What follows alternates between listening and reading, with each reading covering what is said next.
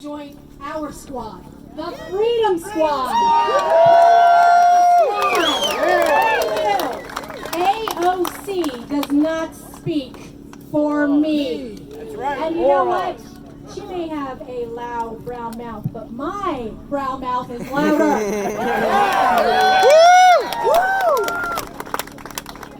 For the last 25 plus years, I have reported on the immigration chaos and anarchy that have reigned from coast to coast, that have victimized and imposed suffering and costs and consequences, not just along the southern border, but across the interior of the country. Immigration is not a single issue, it is every issue. And if we do not stand for immigration enforcement, our country will fall. Are you for our country falling? No! Do you support and defend the Constitution and laws of the United States of America? Yes! Do you stand for America? Yes! Well, that makes you a supremacist, racist, hater, xenophobe, blah, blah, blah. And I'm proud to stand with you. Unapologetically and without a hyphen. Thank you. You have heard from, yes, that's right, we are the deplorables. You have heard from many incredible people who have served this country in uniform, people who have dedicated their lives to immigration enforcement, and I want to single out the young people in this audience who are the future of our country. What we understand is that the forces that we are up against are very formidable, but they are not insurmountable. And it requires us to be silent. No more! Okay, we're going to be tolerant. No more of the increasing incitements to violence that we are seeing now from these so-called peaceful protesters, who, as my friend, another hero and patriot of mine, Andy No, the independent journalist who was beaten bloody by Antifa and Occupy ICE thugs in the Pacific Northwest, has shown, these peaceful protesters are bringing with them batons, sticks, carbon knuckle fiber tactical gloves, weapons, and attacking facilities like this one because the people inside are committed to doing their jobs and protecting and serving.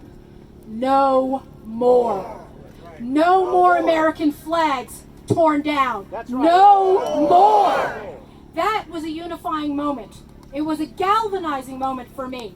And believe it or not, I wasn't always this loud brown woman with a big mouth. It is not easy, I understand. And many of you have been standing here now for 2-3 hours as we await these Soros minions coming here to deride us, to mock us, to smear the men and women on the front lines. And I appreciate your time, and it is courageous, especially in the face of fear-mongering, not only from our enemies, but unfortunately from many of our ostensible friends. And I will call them out.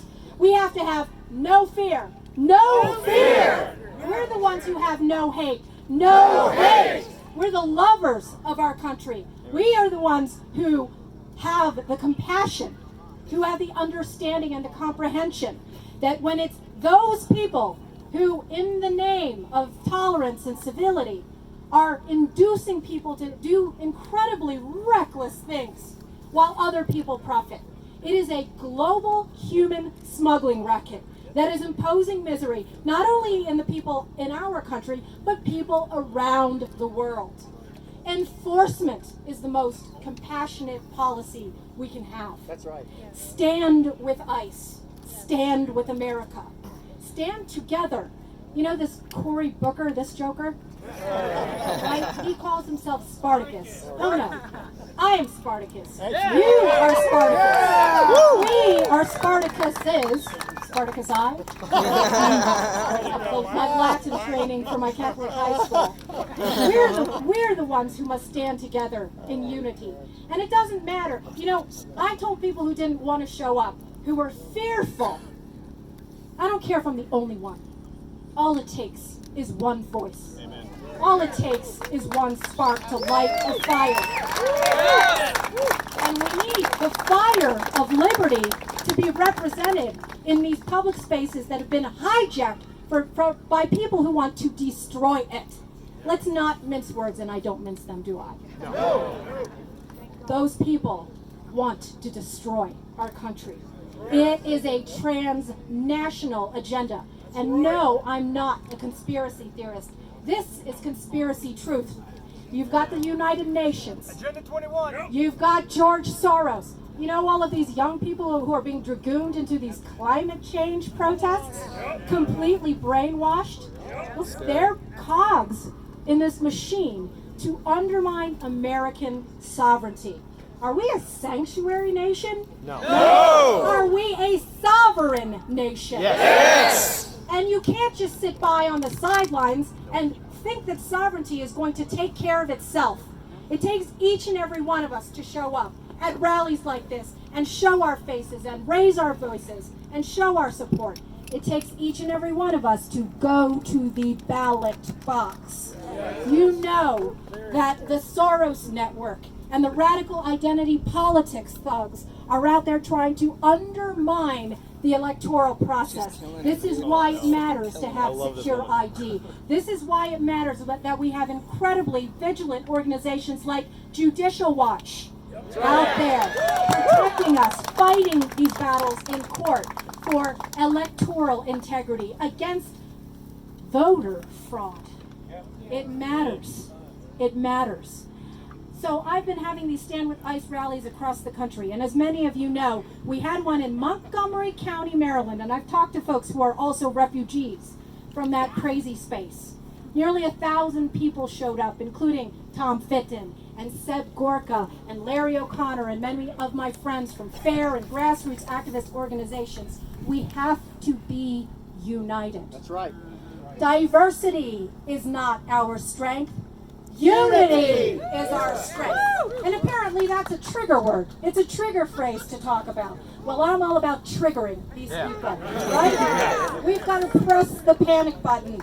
And, you know, the only red flag I support is raising the emergency signal because our country is in danger. Will you sit by while they threaten us? No. That is why you're here. Now, these people can't get their acts together. All the billions that George Soros spends on these people, we've been waiting 3 hours here. They can't find their way from downtown to the center. What I want to do before we leave is line up everybody who has a flag and everybody who has a sign, and we're going to go right up to the barricade there. And the first thing that we're going to do is thank the men and women in uniform for keeping the peace. They have nothing to fear from us. We're not the ones going on social media and tweeting death threats to ICE and cops. And you all saw the video of the disgraceful behavior of these so-called peaceful protesters in the Open Borders mob. One of them telling an Aurora police officer to go home and, quote, swallow a bullet. Shame on them. Shame, shame, shame. Shame on these Open Borders radicals. I have chronicled in Open Borders Inc., my new book, an entire chapter on what I call the A-Team. And no, they're not the good guys. Antifa, Abolish ICE, and the sanctuary anarchists. Somehow, Facebook and Twitter allow these people to put guides on how to stab and slit the throats of ICE agents. Shame, shame, shame on the Open Borders radicals. Now you've got the New York Times op-ed page, which brazenly publishes op-ed pieces calling on doxing and harassment, not just of ICE agents like the ones that work in this facility and the contractors at GEO and all of the good people who work in immigration enforcement, but against their families and their children. Who protects the children? We do. Who is for peace and safety and tolerance and civility? We are. I dedicated my book to 3 different groups of people, and I'm honoring them by standing here today and doing more than just sitting on the sidelines. And the first group are the people who work at the Department of Homeland Security, the Border Patrol, and ICE. Thank you. Thank you, Homeland Security. The second group of people that I honor are the angel moms and dads. Thank you, angel families. I want you to all thank them. Thank you, angel families. Thank you. We talk and we hear about the separation of families by the other side, and yet they have not one iota, not one cell of compassion for the American citizens who've been permanently separated by their family members because of the immigration anarchy that exists in sanctuary cities, counties, and states that block communication between these federal ICE agents and local and state law enforcement. I have heard from many of them all across the country. They're disgusted by the fact that they have to work with their hands tied behind their backs and gags on their mouth. We need to free them. We need to back them to be able to do their jobs. End sanctuary! End sanctuary! End sanctuary! End sanctuary! You know, it is a disgrace. And I talk in my book about how American citizens, survivors of these illegal alien crimes, don't even have standing in American courts to sue the people responsible for the deaths of their loved ones. And that, in large part, is because of the illegal alien lawyers lobby funded by George Soros, and unfortunately funded in large part by our own tax dollars. We need to defund Open Borders Inc. Defund Open Borders Inc. Defund Open Borders Inc.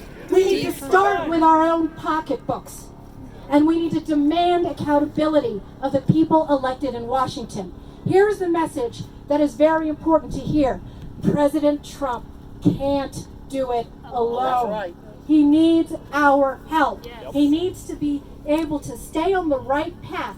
He made this his primary campaign theme. He invited angel families to the stage to campaign with him at a time when Democrats spurned them and ignored them, and the Open Borders media whitewashed them from the pages of their newspapers and their airwaves. And unfortunately, too many establishment Republican beltway types who put the almighty dollar in the U.S. Chamber of Commerce over the safety and security of American citizens. They all need to be called out.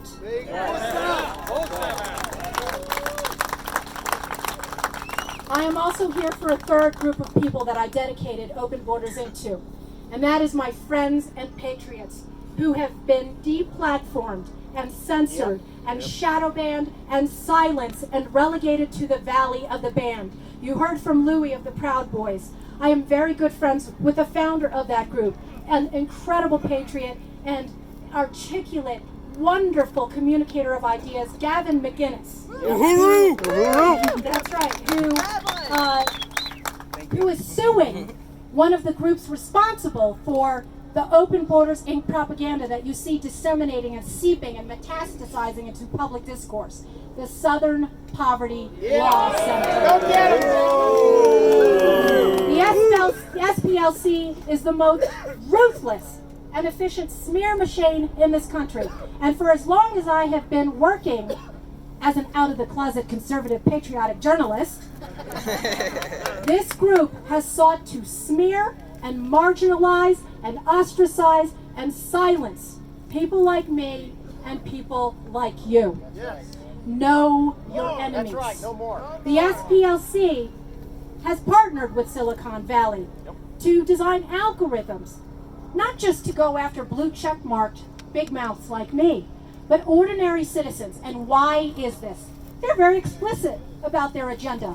Thanks to another patriot and friend of mine, James O'Keefe at Project Veritas, we know from these Google whistleblowers that they have one goal in mind between now and Election Day 2020, to deny our president re-election. Will you let them do it? No. No. That's why we're here, to show up, to raise our voices, to counter the mob of resistance that wants to bring down America. That's right.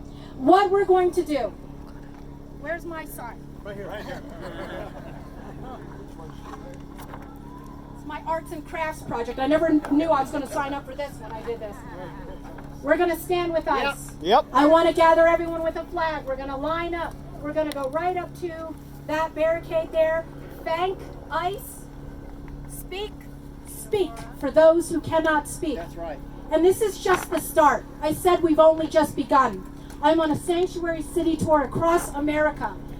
This is being live streamed. This is being Facebook. This is being Twittered. We will not be throttled, and we will not be silenced.